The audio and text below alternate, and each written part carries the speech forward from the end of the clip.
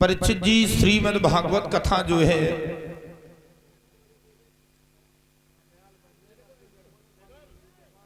महापुराण की पावन गाथा श्रवण करने से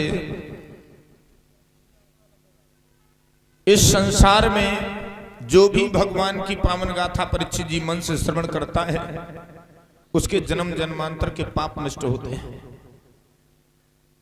धुंधकारी जैसी प्रेत आत्मा को भी मोक्ष गति प्राप्त हुई। ज्ञान वैराग्य के बुढ़ापे दूर हो गए, ये वो भागवत है। लेकिन श्रीमद् भागवत कथा को इस परीक्षित जी आजकल के लोगों ने मनोरंजन का साधन बना लिया।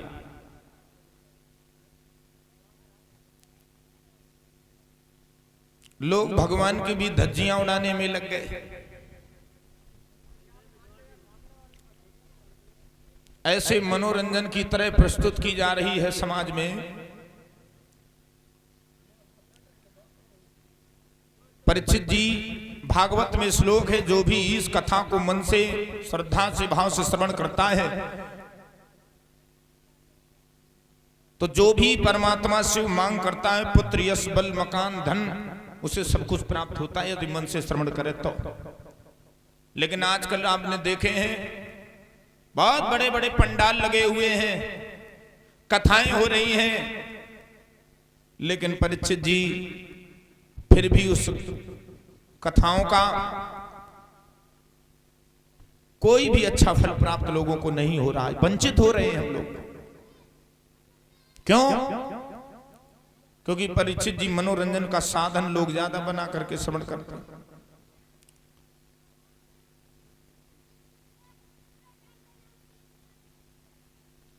श्रीमद् भागवत कथा जो है परीक्षित जी, ये वेद रूपी वृक्ष का पका हुआ गलतम गला हुआ फल है। वेद रूपी वृक्ष का,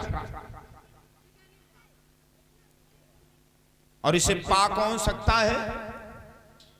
वेद रूपी वृक्ष के परीक्षित जी वृक्ष का ये फल है। लगा कहां है? बोले ऊपर टहनी में पतली डाली पर लगा, सबसे ऊपर। अब इसे पा कौन सकता है? तो बोले सुख रूपी डाली। सुख माने सुखदेव जी। अच्छा, पहले ये होता था जैसे अमरूद होते थे परीक्षित जी, तो ये कैसे मालूम होता था कि ये अमरूद ज्यादा मीठा है, ये मीठा नहीं होगा? तो पहले जो बोले थे जिसमें सुख की तोता की चोंच लगी है, ये फल मीठा होगा। और परीक्षित जी श्रीमद् भागवत कथा तो उसी सुख के मुख से निकली हुई पावन गाथा है। जब तोता के द्वारा चोंच फल में मार दिया जाए तो फल मीठा होता है, और जिसके उस सुख के चोंच मारने से फल का मीठा या कम मीठे का पता लगता है, तो उस तोते के द्वारा परीक्षित जी तो कथा निकली है, तो ये मीठी क्यों नहीं होगी? लेकिन इसे श्रवण करने का सामर्थ्य मात्र भक्तों में है, ढोंगियों में नहीं है। रसिक भूभाव का विवत रस माल्यम, रसिक भूभाव का जो भगवान के बारे में कुछ जानना चाहता है, ये उसे इस श्रीमद् भागवत कथा को वो भक्त श्रवण कर सकते हैं।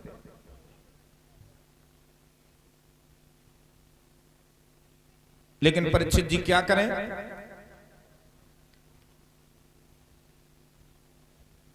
आजकल कथाओं को भी परीक्षित जी नौटंकी की तरह प्रस्तुत किया जाता है।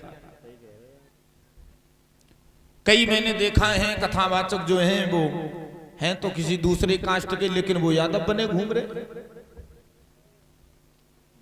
और ड्रामा कर रहे हैं, नौटंकी फैला रहे हैं कथा मंच से। फिर लोग उंगली उठाते, बोले ये सब यादव किए हुए, व्यर्थ में बदनाम हो रहे हैं।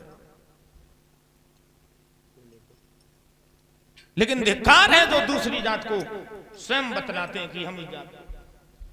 राष्ट्रगान में कहा जाता है, जिस देश जाति में जन्म लिया बलिदान उसी पर हो जावे।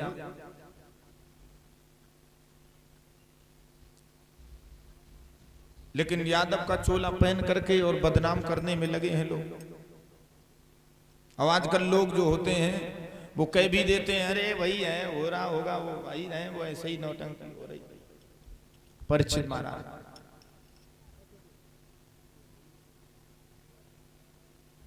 लेकिन याद रखें परीक्षित जी, जो जैसा करेगा वैसा उसे भुगतना पड़ेगा। लेकिन हम तो इस बात पर बड़े दुखी परीक्षित जी, अपनी जात सर्वोपरि है, चाहे जो भी जाति हो, लेकिन लोग दूसरे के बाप को बाप कहने में लगे, शर्म नहीं आती।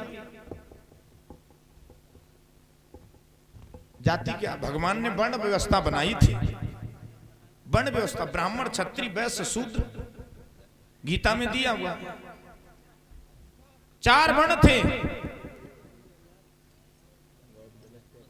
अपरिचित जी काम क्या था? ब्राह्मणों का काम था शिक्षा लेना, शिक्षा देना, क्षत्रियों का काम तीनों वर्णों की रक्षा करना, वैश्य का काम खेती करना, शूद्र का काम तीनों वर्णों की सेवा करना।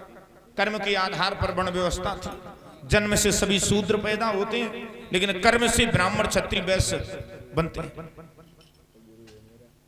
परीक्षित महाराज, आध्यात्मिक तौर से देखा जाए तो चारों वर्ण हमारे शरीर में है। ब्राह्मण जो है वो सर है, जितना ज्ञान है उतना सब सर में है कि नहीं?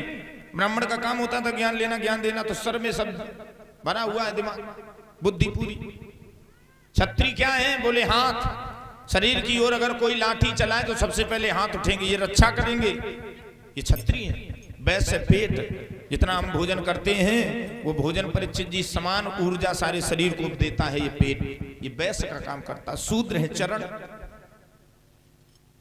अब जो ये दूसरी जाति के यादव बने घूम रहे हैं, परीक्षित जी इनसे ज्यादा मूर्ख कोई नहीं हो सकता है। एक कोई राधा शास्त्री जी है, परीक्षित सुने कभी आप उन्हें? लोग जानते यादव हैं, लोग बदनाम गालियां देते हैं कि बताओ यादव होकर ये क्या हो रहा है। जाति में भेद नहीं होना चाहिए, अपनी जाति सर्वोपरि है। पैर है शूद्र, ब्राह्मण क्षत्रिय वैश्य शूद्र, पैर हो गए शूद्र। चारों वर्ण है कि नहीं सारे शरीर में? अब परीक्षित जी शूद्र चरण है, छोटी जाति का हम शूद्र हैं। हम लोग भी तो परीक्षित जी आते शूद्रों में, यादव भी शूद्र में आ गए।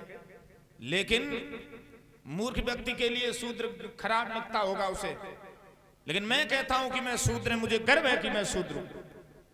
पहले वैसे तो वेद पुराणों में क्षत्रिय हैं हम लोग, लेकिन अब शूद्र। कोई बात नहीं, मैंने कहा कुछ भी बना, लेकिन परीक्षित जी शूद्र जो है, शूद्र है चरण, चरणों को शूद्र स्थान दिया गया। आरती जब गाते हैं तो क्या कहते हैं? आरती जब करते हैं भगवान की तो क्या कहते हैं? चरणों से निकली है गंगा प्यारी, और जिसने सारी दुनिया तारी, चरणों से निकली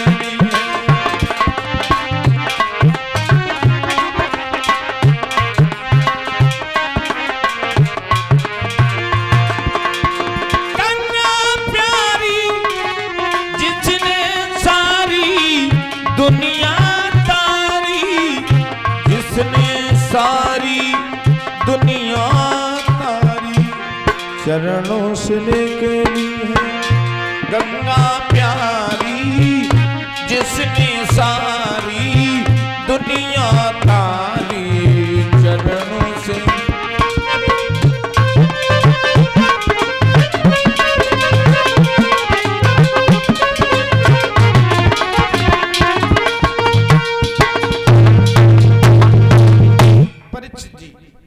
चरणों की वंदना होती है, 8 दिन तक माथे की वंदना, मूड की, सर की वंदना नहीं भगवान की सुनी, चरणों की वंदना करते हैं। तो सबसे बड़े कौन हुए? चरण। चरण है शूद्र। अपरिचित जी लोग कहते थे शूद्र अछूत। अरे मैं कहता हूं अछूत कहां से हो सकते? जिस धर्म में पैरों को छूकर ही माथे पे लगाया जाता हो, साष्टांग दंडवत सर को चरणों में रख दिया जाता हो, वो शूद्र अछूत नहीं हो सकते। लेकिन कहना है जाति पर गर्व करें, हाँ इसलिए भ्रम में ना फैले, जो हैं वो बताने का कष्ट करें।